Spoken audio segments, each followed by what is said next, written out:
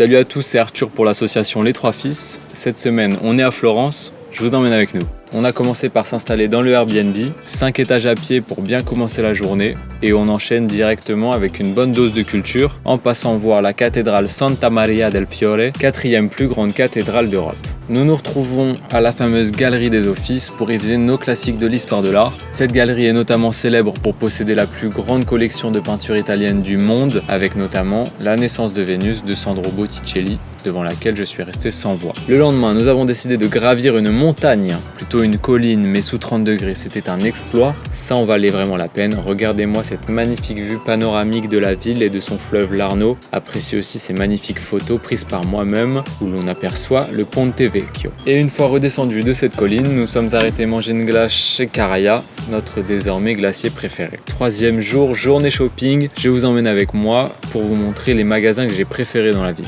On commence avec Melrose Vintage. J'ai été choqué de la taille du magasin. On y trouve vraiment de tout, un très large choix, que ce soit en termes de vêtements, accessoires, chaussures. On se retrouve ensuite chez Desi Vintage, qui propose aussi des vêtements neufs et surtout uniquement des vêtements de grande qualité. J'ai beaucoup aimé la sélection avec un magasin dans une ambiance un peu Top Gun. Charles a notamment trouvé une très belle casquette. Je vous recommande aussi un autre magasin qui s'appelle Société Anonyme, un peu dans le même style de Corso Como dont je vous ai parlé dans le précédent vlog.